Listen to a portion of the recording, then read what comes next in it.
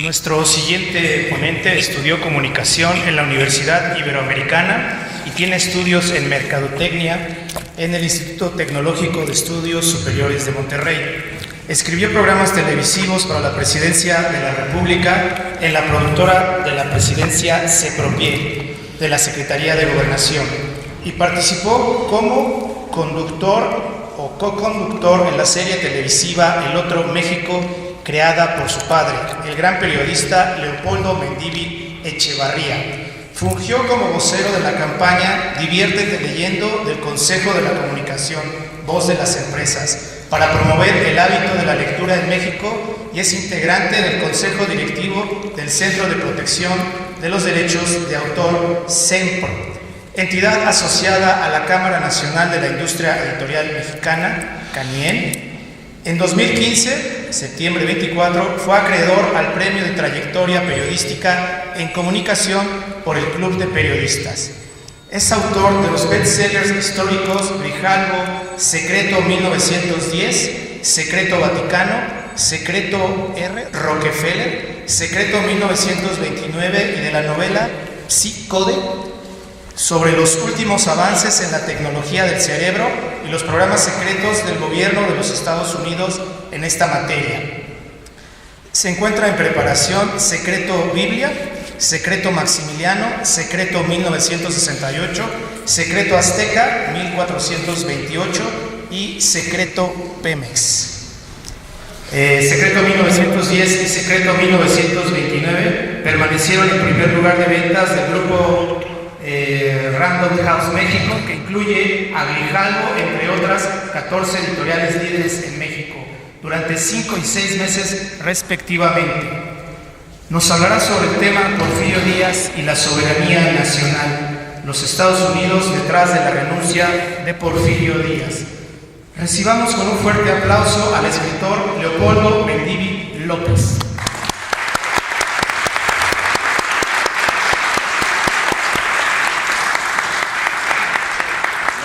Gracias. Yo estoy muy agradecido por traerme por esta invitación y es un honor muy grande estar con el general Roberto Madrid. Yo le recomiendo mucho que lean este libro. Esto es clave para saber por qué México está como está bien. Este libro verde de las Fuerzas Armadas y también el gran libro de mi querido amigo Pedro Fernández sobre Iturbide. Es un libro grandioso que creo que nadie nunca.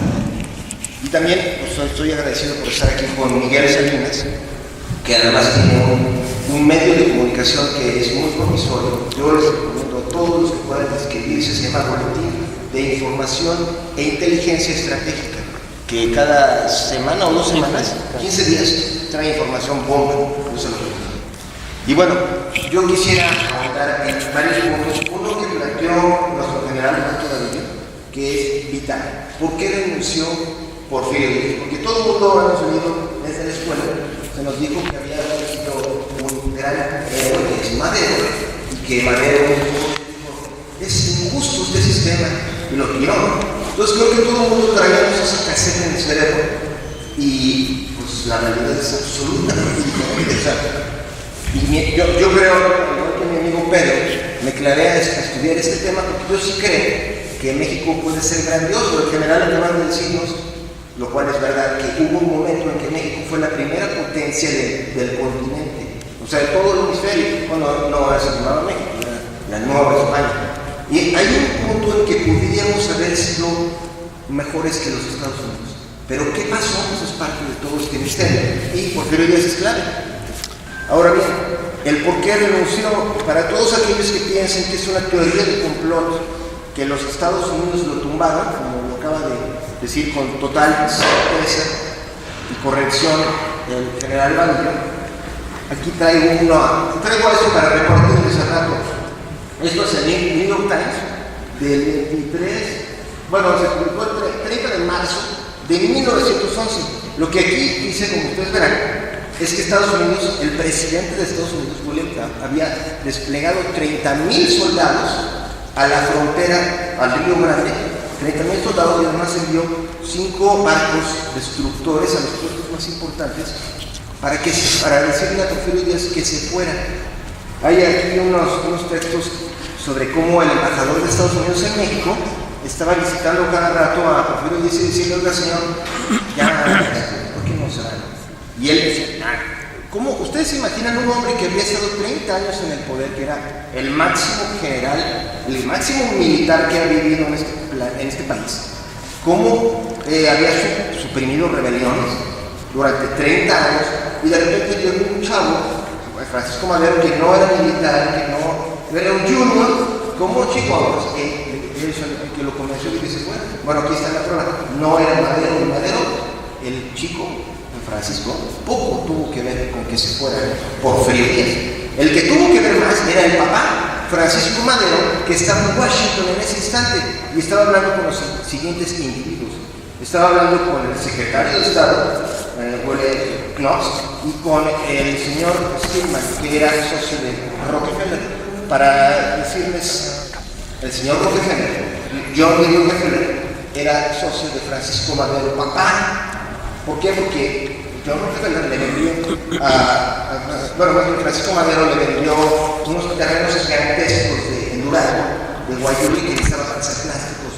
Rockefeller, en otras palabras, la decisión de que se fuera Porfirio Díaz no tuvo nada Francisco Madero, joven, más que ser el títere que sirvió para que hiciera un movimiento de desestabilización y hacer un cambio de régimen. Ahora, lo que importa aquí, creo que todos nos importó, ¿por qué quisieron tirarlo? ¿Por qué quisieron tirar a nuestro presidente? Que, todos leímos en la escuela que era un tirano, que era, bueno, ya aquí se habló mucho de cómo eso es un mito creado. No se puede decir que no haya sido parte real, pero lo que siguió después, como dice el general Roberto Valdez, fue un infierno. O sea, murieron 2 millones de personas en la Revolución Mexicana. Hubo un retroceso del cual apenas nos estábamos recuperando. Imagínense, el deterioro económico que tuvo nuestro país. En fin, y los Estados Unidos después nos reclamaron a nosotros por los daños que sufrieron por la revolución, cuando ellos la crearon. Y quiero darles un ejemplo. Ahora están investigando para un libro, perdón, esto es para mi querido amigo Pedro, pero se los voy a mostrar. No sé si quiero hacer un comercial, este es un libro que estoy haciendo y que va a estar pronto. Lo muestro porque se lo debo al gran periodista que ahorita no está con nosotros, Luis Reed, que ha hecho una increíble investigación sobre todo este tema de Maximiliano y Juárez y las montas, todo es verdad, todo lo que acaba de decir el general David. Pero bueno, el tema es todo para mí. Agradecer también a don Luis y desearle que esté muy bien. Pero bueno, el caso es en el momento en que comenzó Porfirio Díaz, en realidad estaba ocurriendo una guerra, y de eso es algo que voy a tratar de decírselo lo más rápido. ¿Cómo se llegó a aquí? Empezamos de ser independientes en 1921, digamos nuestra fecha, en los festejos de 1810, pero bueno, la independencia empezó teóricamente en 1821. Y como ha dicho mi amigo Pedro, ustedes saben que todo el siglo XIX, sobre todo la primera mitad, los primeros 50 años de nuestro país, fueron una guerra civil. Y hubo 30 cambios de poder. Ahora éramos un país donde lo más inseguro del mundo era sentarse en el poder, porque eran asesinados. Entonces, en una historia como esa, ¿cómo ocurrió el milagro de que de repente hay un general que diga, ahora yo me pongo, y duró 30, que algo hizo, y se estabilizó a nuestro país? Y entonces aquí yo me permito mostrarles un gráfico. Esa es una técnica de Ricardo Anaya. Esto es, digamos, no lo voy a poner a la revés. Se supone la fecha 1821 es la de la independencia. Sin embargo, esto es una gráfica muy simplificada. Muestra un poco lo que realmente ocurrió. Empezó la dependencia. ¿Por qué? Porque lo primero que hizo nuestro país, como dijo Pedro, es endeudarse. O sea, yo admiro mucho a Guadalupe Victoria porque es durante la con mi familia, y lo primero que hizo fue endeudar a México, deuda de la cual no hemos salido hasta el día de hoy, ¿no? Ahora, ustedes verán, si esta gráfica resume por qué somos dependientes, qué es la historia de la dependencia, porque todas las banderitas que están abajo son los países de los que dependemos. O sea, dejamos de depender de España, pero entonces fue pedir prestado a otros y ahí nunca hemos parado, cuando México debió de haber generado riqueza. Es lo que hace tu país independiente, generar riqueza, lo cual al final de cuentas es una lucha que tuvo que hacer Porfirio Díaz, y empezó a lograrlo. Por eso salió ese pequeño montañita ahí. El instante en que hubo independencia en nuestro país, se podría decir, pero fue castigado. Y a eso vamos, ¿cómo acabó? Porque lo quitaron. Porque en muchos aspectos México pudo ser por primera vez independiente. ¿Por qué? Porque esta gráfica resume tres criterios, digamos. Uno, ¿a quién le debíamos dinero? Y ahí están sus banderas. ¿Quiénes tenían tropas aquí? O sea, que otros países tenían tropas aquí. ¿Y a quién obedecían los presidentes? Si todo eso se condensa, ¿qué da esta cosa? Bueno, obviamente está muy elaborado.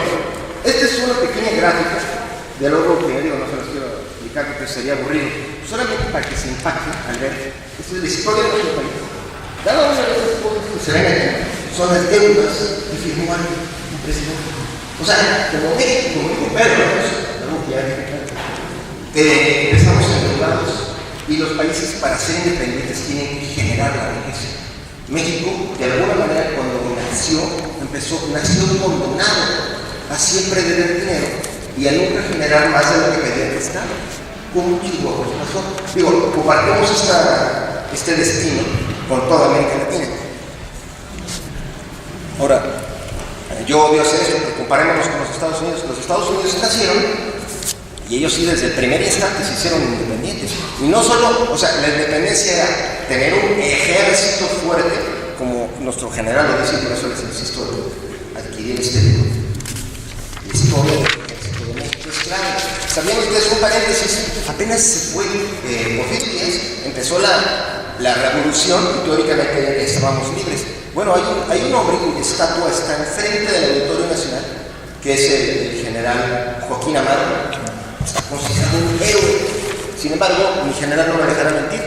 Ese hombre hizo un pacto, respondió a un pacto que hizo Plutarco Elías Calles con los Estados Unidos, y desde entonces, antes de ese pacto, digamos, del cual nació el sistema actual de nuestro país, ¿verdad? El ejército tenía 110,000 soldados, pues por orden de Estados Unidos ahora fueron 55,000, con él. O sea, desde ese instante México tiene menos, soberanía y menos dependencia. Entonces, bueno, aquí la idea es volver si nos regresamos un poco a por qué se fue Porfirio, ya vimos aquí toda esta gráfica de cómo México se fue yendo al lobby, cada vez pedir prestado más y nunca generar la riqueza. La riqueza era muy fácil.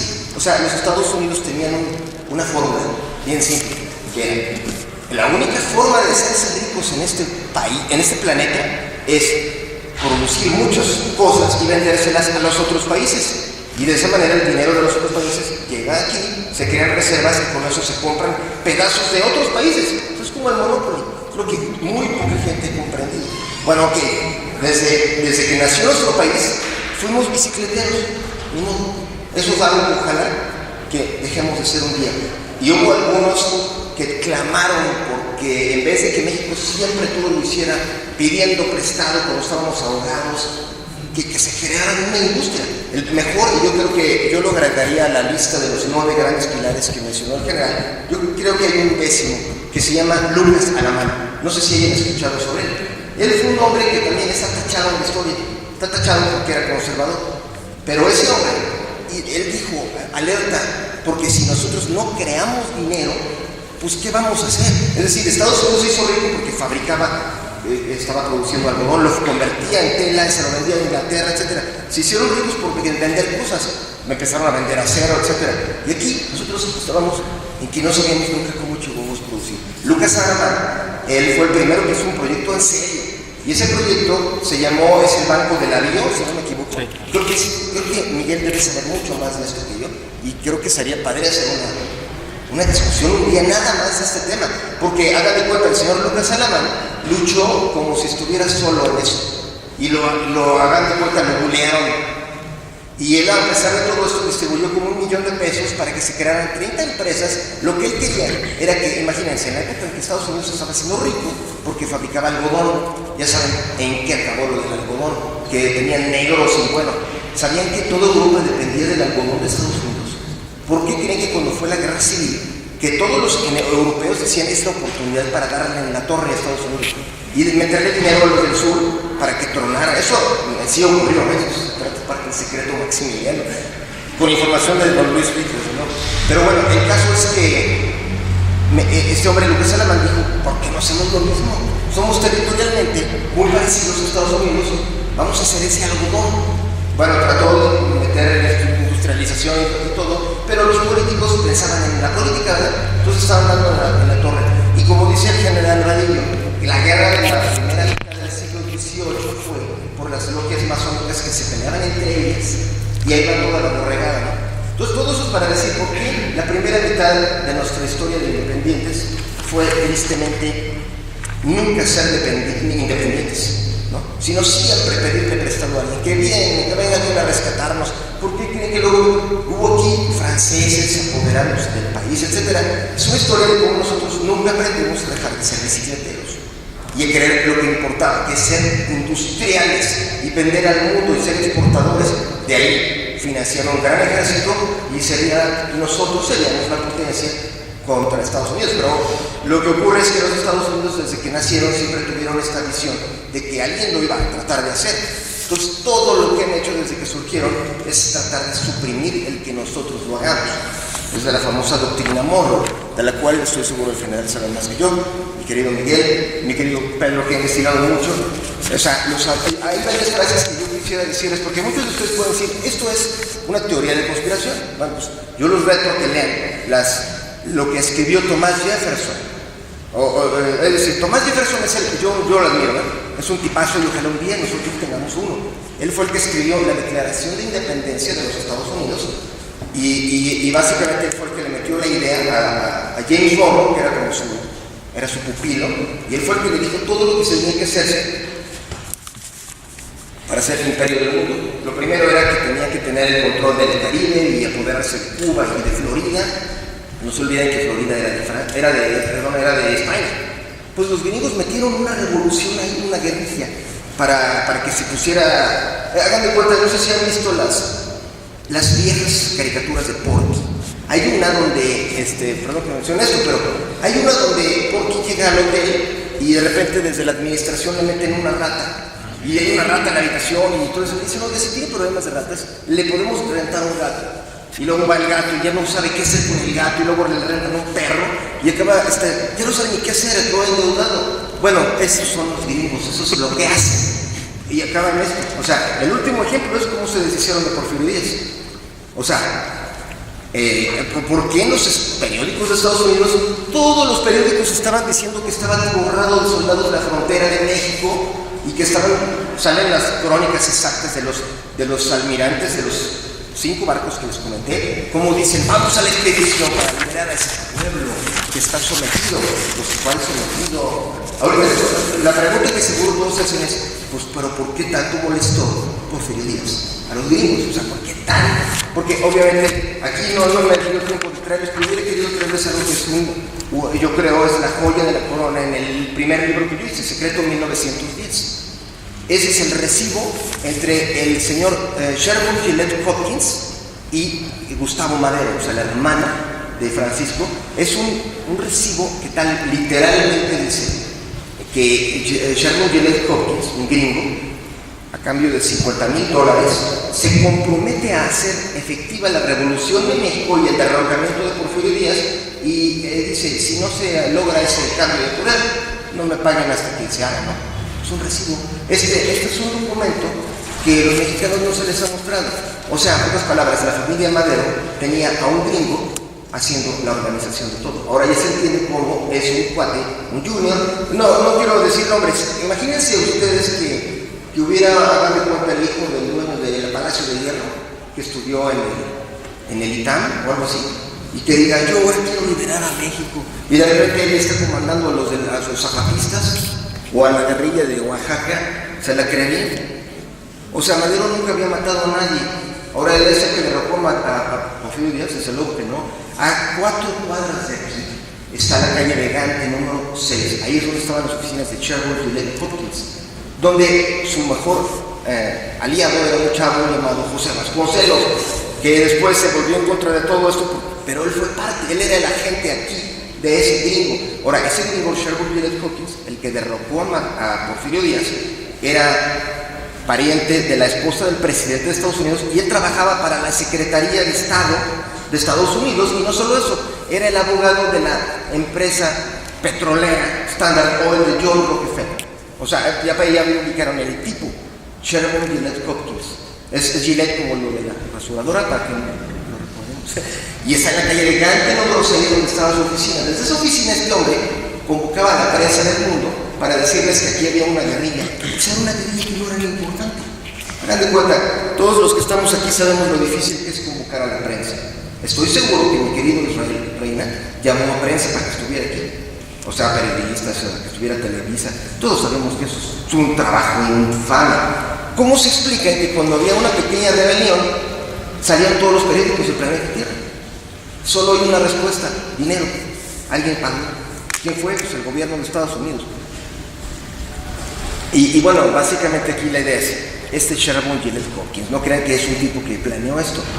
Él trabajaba para el gobierno americano, y había una determinación de quitarle a México a Porfirio Díaz. El por qué es algo que ahorita ya entraríamos. Pero aquí nada más un antecedente. No crean que esto es algo que solo vivió México. O sea, se pueden imaginar, ahorita les voy a decir, cachos, que me acuerdo de una carta importantísima del que era el embajador de Nicaragua en Washington, que era el Santo Medina, donde le escribió a su presidente diciéndole: estoy enterado de que hay un sujeto llamado Sherman Gillette Hopkins que está operando para hacer la revuelta de nosotros, y además que va a hacer una operación en México. Bueno, pues esa operación fue real. En 1909 seguramente sabrán que Porfirio Díaz hizo algo que les molestó bastante a los americanos, que es que cuando hubo un derrocamiento en Nicaragua y se fue el presidente Santos Zelaya, y que era un apestado para... Saco unas fotos antes a los chamacos, de aquí del presidio y del público, y luego meterse su celular. Y lo asiló aquí Porfirio. O sea, hagan de cuenta de cómo le dio una raya más al tigre. Porfirio Díaz asiló a un tipo que los gringos habían quitado. ¿Por qué lo habían quitado? Por una simple razón: porque los americanos querían hacer un canal en Nicaragua, y el gobierno dijo que no. Entonces, fuera, que se vaya.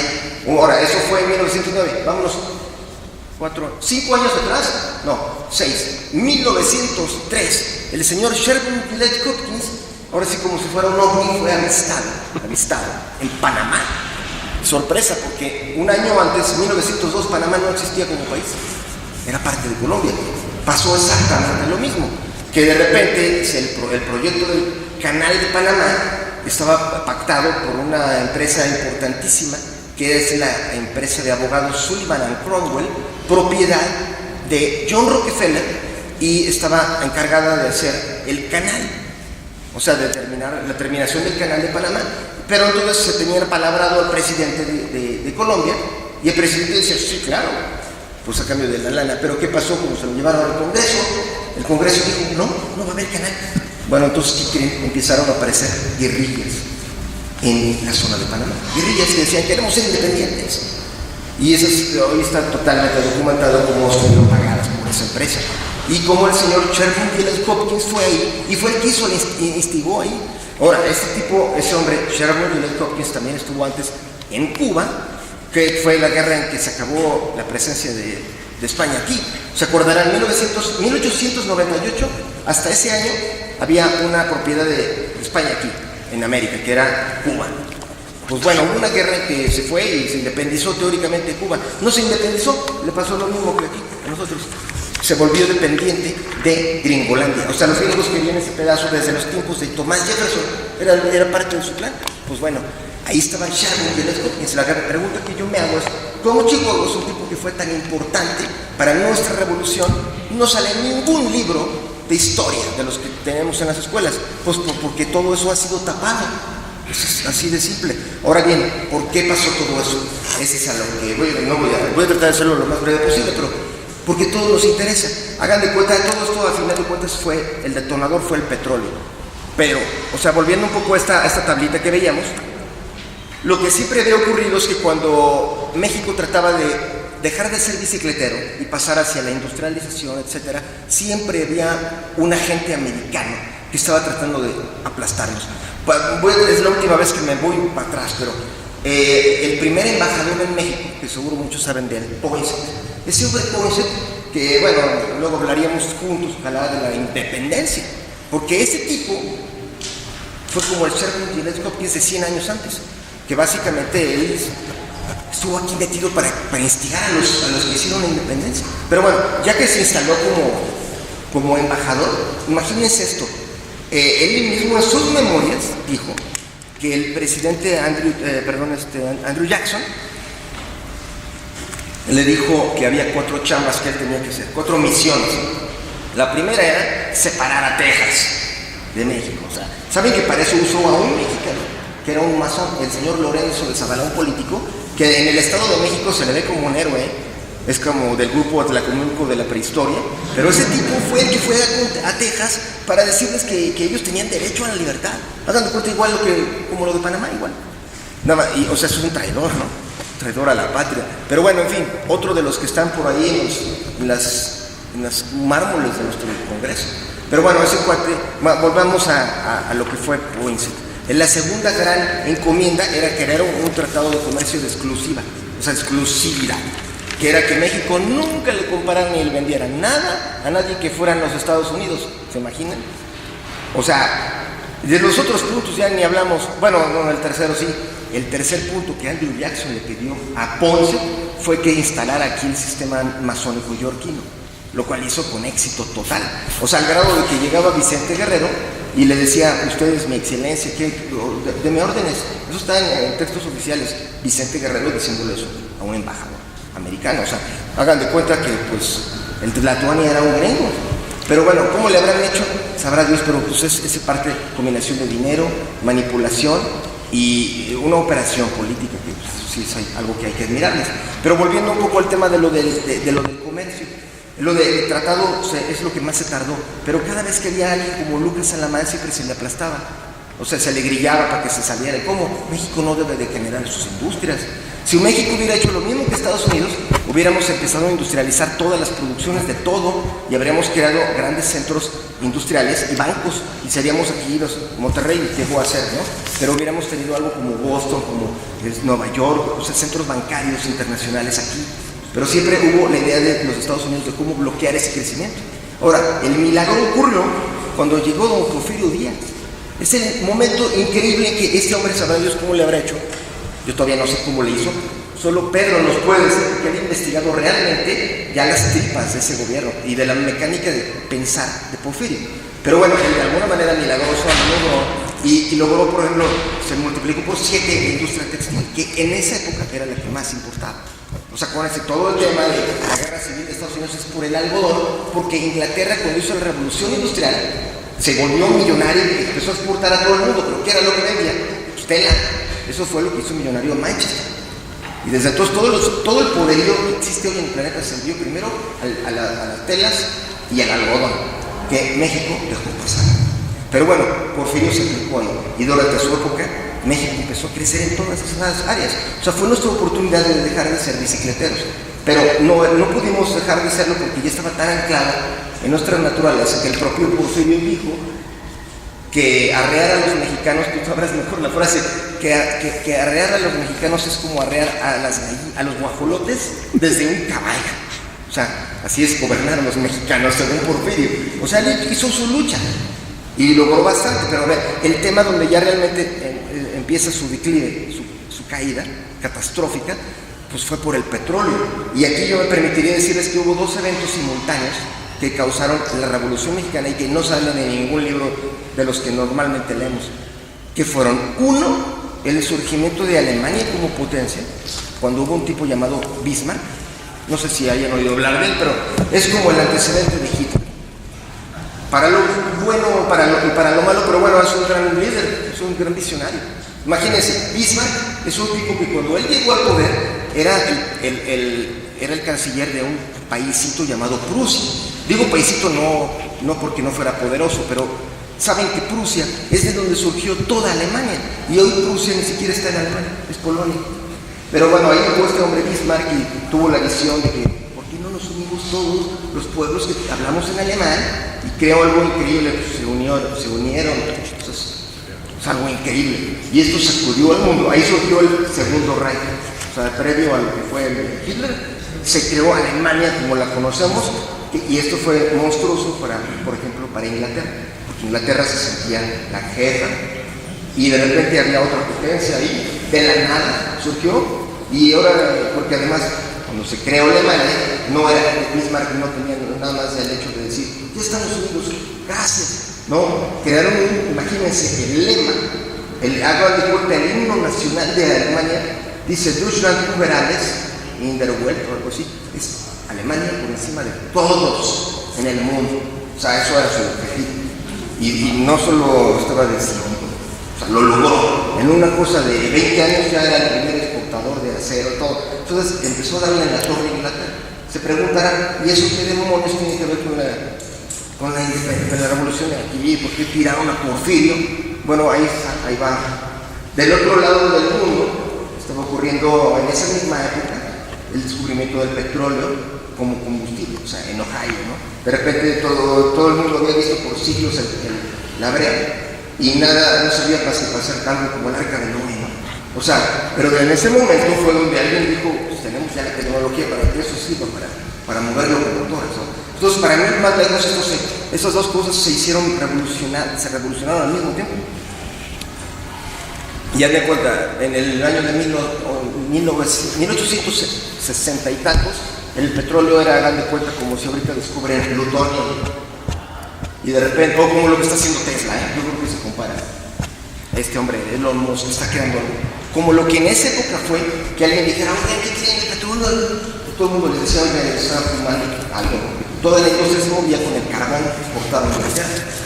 O sea, los ingleses se sentían los amos, porque ellos tenían el monopolio del carbón en el planeta, por esa simple razón de que su isla tenía muchísimo carbón. Pero el caso es que cuando empezó a hacer el petróleo, fue dinamita. Toda la industria del planeta se transformó en cuestión de años.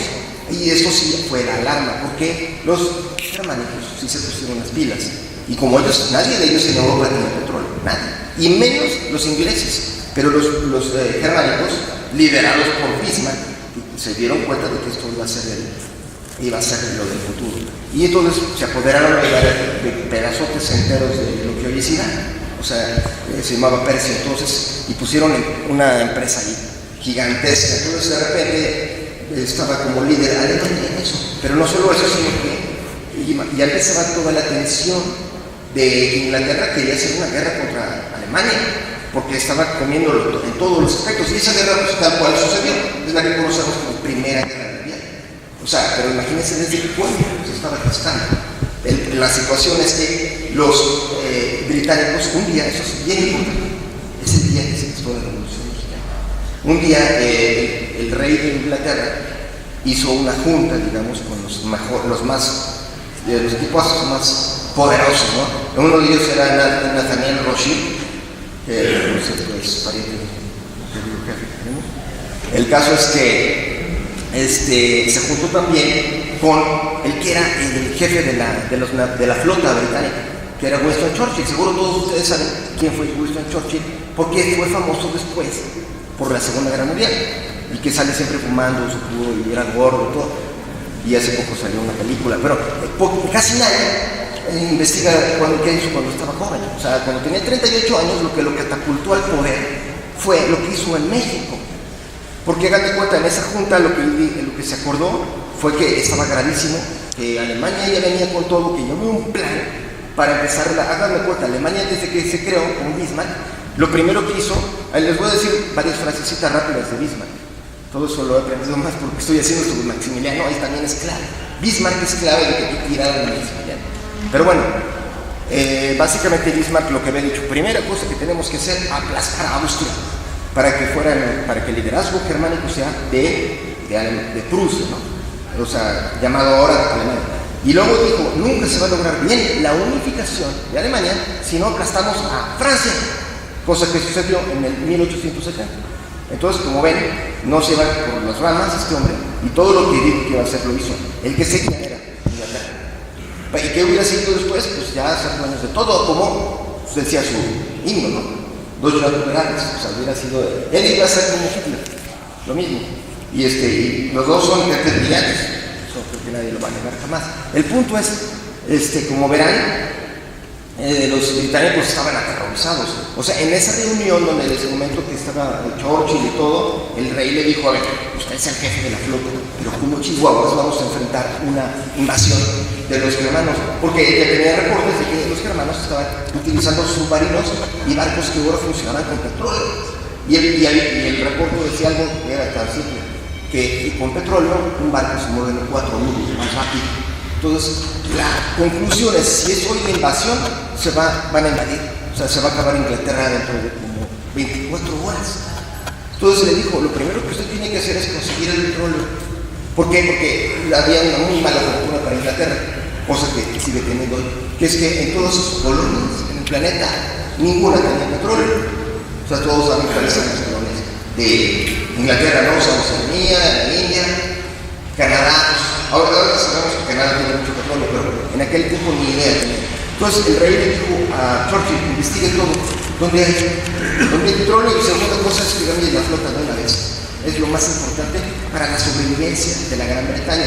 Se creó algo que, de hecho, esto está en la Gaceta de Londres, no me acuerdo la fecha, pero ahí está el decreto tal cual, en que se creó la comisión de búsqueda de fuentes de petróleo, y el resto es que vino. O sea, esa comisión se todo el mundo, y se hagan de cuenta que hubo 2 candidatos. Había cuatro fuentes claves del petróleo detectadas por esa comisión real británica. Uno era México, otro era Irán, otro era Rusia, pero Rusia estaba acaparado ya por la familia Rothschild, precisamente, y asociada con el zar, etc. Y la otra era los pobres de Estados Unidos, que Dios les dio, tal vez en su destino manifiesto sea verdad, pero sí les dio el petróleo. Y tienen un chorro, pero nosotros somos la misma cosa. O sea, el hecho de que no lo hayamos explotado hoy es parte de otro debate, ¿verdad? Importantísimo, porque es el mismo problema. Pero en aquella época, pues básicamente, imagínense, Churchill le llevó a todo este club de gente de estudio, pues ¿cuál es el fácil de invadir? De todos los 4 enlistados, ¿cuál se les hace? Pues ahí empezó nuestra querida historia. Porque el señor Winston Churchill ya dispuso de las herramientas y las decisiones. Entonces, lo primero que hicieron ya como política británica fue crear una admisión. La admisión fue comandada por un tipo muy parecido, digamos, a un Carlos Slim, que es el ingeniero Whitman Pearson, que tú seguramente sabes de la perfección, todo. Whitman Pearson, o llamado Lord Country. Pearson, hagan de cuenta, de hecho es el dueño de nuestra editorial Penguin, Random House, pertenece al grupo de Pearson, que justamente es lo último que queda de Whitman Pearson, además de otros 2 grandes legados: el famoso hospital ABC, que a lo mejor lo conocen, que se llama American British Country Hospital, o sea, era para ingleses, y el otro es Pemex. Entonces ahí les dan cómo fue el asunto.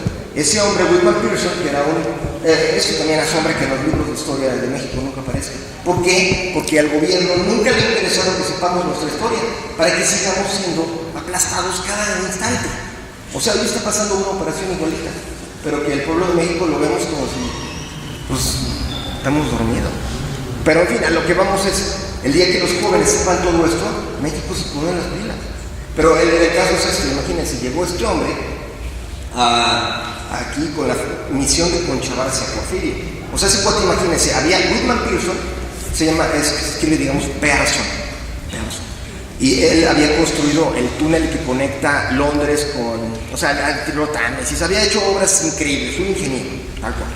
Y además era político y estaba en la Cámara de los Lords. Y llegó aquí a México, y hagan de cuenta, su misión era conchavarse a Porfirio, y que obviamente, pues, ¿qué era lo que quería el petróleo? Y no solo lo quería, era lo urgía, porque el Imperio Británico, si no tenía un abastecimiento, es más, no tengo aquí frases porque me gustaría leerse las textuales, tal cual, en el libro del Secreto 1910 aparece de todo este rollo, las cartas donde, bueno, básicamente, en pocas palabras, este hombre, Winston Churchill, llegó a decir que fue el petróleo de México lo que salvó la existencia de la Gran Bretaña toda la primera mitad del siglo XX. Fue, y específicicamente, una empresa que es Mexican Eagle, la águila mexicana. Pues como águila mexicana, era británica la empresa y es hoy Pemex. Pero bueno, empezó porque este hombre llegó aquí y se sentó con Porfirio Y llegando a cuenta, mira, para que vean cómo son de eficaces los británicos, en una sentada, en una comida, logró su objetivo, que es que se firmara un pacto donde el gobierno de México se comprometía a darle derechos exclusivos a Gran Bretaña para usar todo el sureste, o sea, Tabasco, sur de Veracruz, para Gran Bretaña. ¿Se imaginan las consecuencias para los gringos?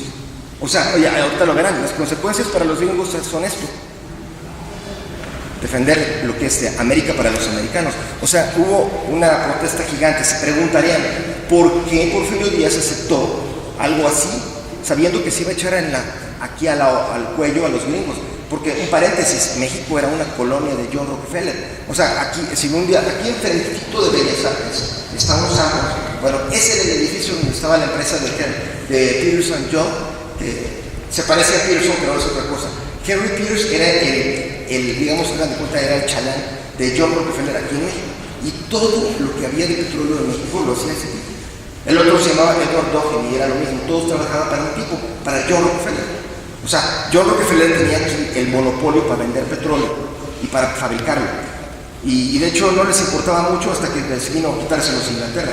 Cuando hubo esta reunión, desde ahí se empezó a detonar lo que el general mencionó, que hubo un día en que se reunieron en 1909 Porfirio Díaz y el presidente de Estados Unidos, William Taft, donde se le dijo, oye, ¿qué estás haciendo ahí?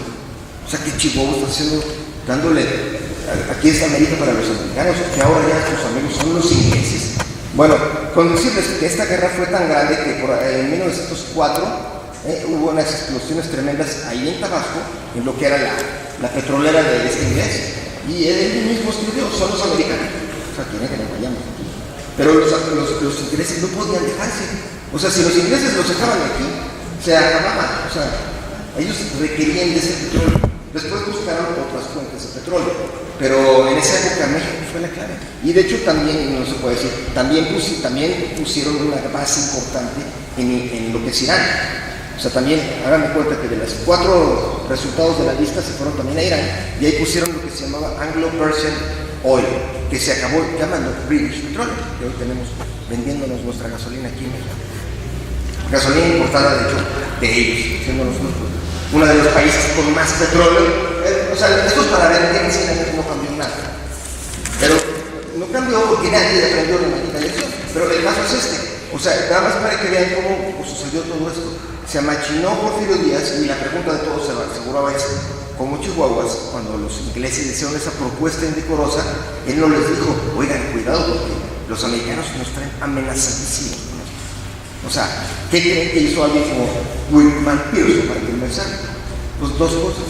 Lo primero es que le dijo, mire, si tienes cualquier problema con los Estados Unidos, nosotros vamos a responder, porque es guerra. Entonces, militarmente les aseguró que iba a proteger a México con su ejército británico, cosa que creen, como ustedes ven, jamás sucedió. O sea, hay que tener cuidado con una promesa hecha por un inglés. Nunca han cumplido. Siempre lo dejan uno que se vaya al precipicio y ya cuando estás cayéndote, pues nada más es adiós. O sea, hasta luego. Ellos solo les importan a ellos mismos. O sea, y así son. Digo, el caso es que la otra gran oferta que le hizo a Porfirio, de modo, hay que decirlo, es que lo hicieron socio de la empresa Samuel Pearson & Son, y de repente Porfirio era uno de los accionistas. O sea que si él estuviera vivo, él también es parte de nosotros, es dueño de nosotros, porque la editorial es parte del grupo. Entonces, algo de Porfirio Díaz y sus herederos podrían hacer una reclamación sobre él. No, pero hay que preguntarse cómo pasó de una empresa petrolera gigantesca a que ahora vende libros, quién sabe cómo fue. Se diversificó. Pero en su época, lo primero que hizo Whitman Pearson con el apoyo de Porfirio fue instalar todo el sureste, creó una super infraestructura de extracción de petróleo, que tal cual es la base de nuestra actual Pemex, ¿no?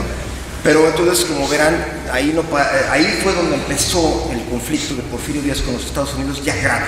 Es decir, había habido muchas cosas que no les gustaban a los gringos, como que él buscaba la independencia. Y mucho lo hizo buscando tratados con esos países. Cada vez que alguien en el siglo XIX había hecho el intento de firmar tratados comerciales con Inglaterra o con Francia, pues nos fue como en feria. O sea, para ir más lejos, en la época de Maximiliano fue el mejor ejemplo. Los europeos enviaron aquí, es más, Napoleón III, el cuate que está detrás de que viniera Maximiliano, él literalmente dijo que tenemos que hacer algo para detener el crecimiento de ese monstruo. El monstruo era Estados Unidos. Cuando los europeos vieron que se estaba comiendo todo Estados Unidos, que acababa de quitarnos todo lo de Texas y eso, vieron que si no se le paraba de alguna manera, pues luego iba a pasar lo que hoy es realidad, que se iba a adueñar de todo. Y sí, se cumplió. Cuando fue lo de Maximiliano, era literal, o sea, era una guerra de Europa contra Estados Unidos. Y a la mera hora ganaron los gringos. ¿Por qué? Por una audacia increíble, porque pusieron a pelear a los europeos.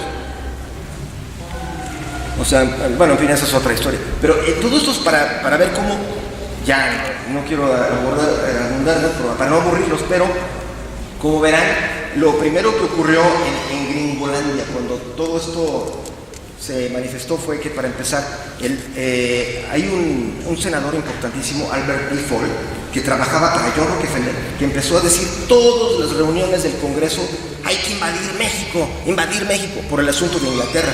Es decir, consideraban una traición de México para con Estados Unidos el haber hecho ese pacto. O sea, ahorita todos nos imaginábamos que Inglaterra y Estados Unidos siempre han sido cuates. Pues no es cierto. Se hicieron cuates en gran medida por este conflicto con México, porque hubieran fácilmente podido estar del lado de Alemania en la Primera Guerra Mundial. Pero todo esto se acabó resolviendo de una manera, digamos, el primer momento fue: los gringos se vengaron de Porfirio y de Inglaterra por medio de cosas. Digo, yo me enteré de todo esto por una cuestión familiar. Mi tatarabuelo Bernardo Reyes fue general en Nuevo León, bueno, fue gobernador en Nuevo León y luego secretario de guerra. Y pues ahí sabemos por la familia que los americanos le hicieron una propuesta de que si él se lanzaba para sustituir a Porfirio, pues todo el apoyo para él. Y hay una cosa que no sabemos nunca cómo juzgar, que él dijo: no, yo no voy a traicionar a México. Bueno, por eso cayó en desgracia toda la familia, hasta nosotros. Pero bueno, el caso es que, por eso me dediqué a ser escritor. Pero bueno, el caso es este: si hubiera sido un presidente de México, seguramente yo jamás hubiera nacido. Habría habido otras vinculaciones con otras familias, ¿no? Pero en fin, el caso es que después pues, se fue, Porfirio ya se enteró de que este hombre, Bernardo Reyes, estaba conspirando. Pues más fácil es que se largue, ¿no? Y por haber sido leal, lo largó y se fue a Francia. Y de repente llega una propuesta para el joven Francisco Madero. Y ustedes dirán: ¿what? ¿Por qué ese tipo? Pues bueno, ¿sabían ustedes que ese hombre no sabía mayor cosa? El libro secreto de 1910 se trata un poco de cómo ¿sabían ustedes que Francisco Madero, el hijo, mientras su papá era un superfinanciero y él sí se llevaba con Rockefeller y con todos los que hemos mencionado, el hijo era un tipo que pues, iba a las sesiones espiritistas? Y ahí le decían que su hermano le hablaba y que decía: tú puedes ser presidente de México. Bueno, lo que les voy a decir no es teoría de conspiración, es aprobado. ¿Sabían que esas reuniones espiritistas, donde se le metió en la cabeza a ese joven que él podía ser el gran libertador, eso es el que metió toda esa cultura espírita, como se llamaba, era un amigo del embajador Henry Nicholson? Díganme qué mejor manera tienen para controlar a los políticos de un país que de repente meterlos un culto de espíritus y que el espíritu le diga qué hacer. O sea, eso superó al haber creado el sistema de las logias masónicas. Porque ahí siquiera estás usando tu cerebro para saber si te dicen algo que... No, ¿qué pasa cuando te dicen que es tu mamá? O sea, eso le decía, esto es literal, no crean que es una mentira. O sea, todos los historiadores que hay aquí me podrán negar, que me podrán decir sin miento, diciendo que Madero tomaba las decisiones con una bola de cristal. Eso es real, es histórico. Hoy se sabe que Fox hacía algo parecido, pero no, sí, o sea, no me consta, ¿no? Pero hay un colega nuestro, doctor, que él usaba Martita. Martita. Pues sí, pero imagínense qué gravedad. O sea, hoy ya no hay dudas al respecto de quién manipulaba esos encuentros de un medium. Porque ustedes, si alguien ha ido a sesiones de ese tipo, no saben, no se desaparece el espíritu. Hay un tipo que dice: yo, a ver, pongo los ojos en blanco, ¿y qué crees? Soy tu hermano.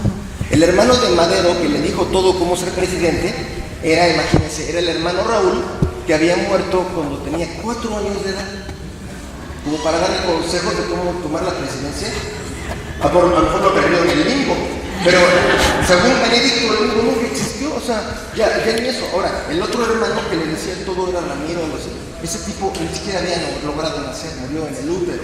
Pues eran obras sus consejeros que le dijeron cómo conquistar México, cómo hacer un libro, todo el rollo de cómo hacerlo, pues se lo dijo ese medium, pues era un agente americano. para no ir más lejos. Y al final, de ahí volvemos al momento que Porfirio obviamente se daba cuenta de esto.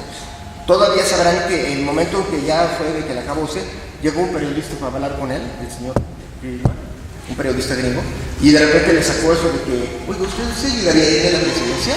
Y dijo, bueno, lo consideraré. Bueno, ¡pum!, se difundió en todo el mundo. Y de repente, pues ya estaba en todo el planeta de que ya se tiene que ir el viejito, ya sáquenlo como de lugar, y fue cuando llega Madero. Entonces, ahora, de ahí que yo les quería mostrar esas gráficas. El New York Times está plagado de todo eso, mientras Francisco Madero, que ni sabía manejar tropas, estaba entrando a México. Sacaron como 20,000 de la misma.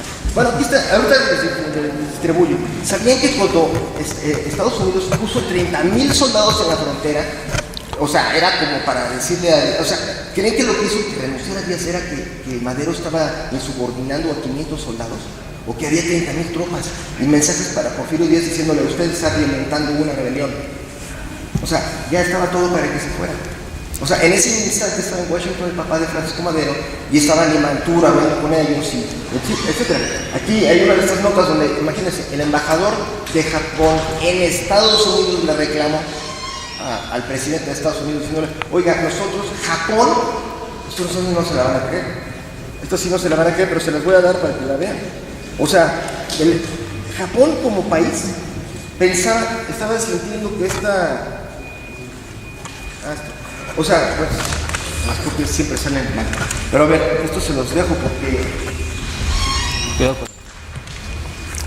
Perdón. Bueno, esto para que vean. Aquí está una nota de Milton, del gobierno de Japón. Están diciendo que el gobierno de Estados Unidos por tener 30,000 tropas en la frontera de México. ¿Ustedes creen que es una amenaza para Japón? Pues los japoneses sí lo veían así. O sea, era un movimiento estratégico. ¿Por qué? Porque, después verán, ¿por qué se hizo una guerra entre Japón y Estados Unidos en la Segunda Guerra Mundial? Porque el Pacífico es un pleito que ellos traían y había un chorro, el general no me dejará mentir, en ese momento había un chorro de japoneses aquí, porque querían invadir a Estados Unidos. O sea, en fin, esto es para que se vea que la Revolución Mexicana desde luego no fue hecha por Madero y desde luego no fue planeada en México. Y fue por eso quisieron tirar a nuestro presidente Porfirio Díaz. Y bueno, pues, muchísimas gracias.